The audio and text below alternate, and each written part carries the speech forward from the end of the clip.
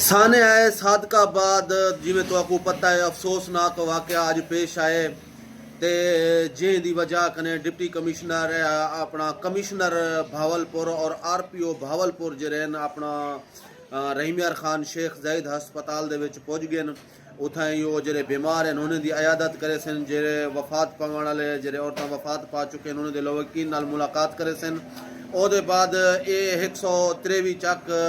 ਪੀ ਦੇ ਵਿੱਚ ਅੱਜ ਸਾਦਕਾਬਾਦ ਦੇ ਵਿੱਚ ਬੇਨਜ਼ੀਰ ਇਨਕਮ ਸਪੋਰਟ ਪ੍ਰੋਗਰਾਮ ਦੇ ਜਿਹੜੇ ਡਵਈ ਸਾਲਾਹ ਆਪਣਾ ਪੈਸੇ ਕੱਢਣ ਦਾ ਪਿਆ ਉੱਥਾਂ ਹੀ ਪੇਸ਼ ਆਇਆ ਜਿਹਦੇ ਵਿੱਚ 70 ਤੋਂ अपना 80 ਦੇ ਕਰੀਬ ਜਿਹੜੇ ਨਾ ਖਵਾਤੀਨ ਜਿਹੜੇ ਨਾ ਜ਼ਖਮੀ थी चुके हैं और ताज़ा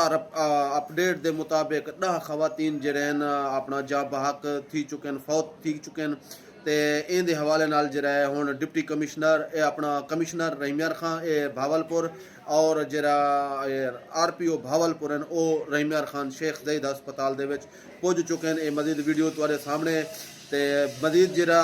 वक्तन अपडेट हो से वो तो तमाम दोस्तों को इंशाल्लाह आगाह किताबे से बहुत शुक्रिया।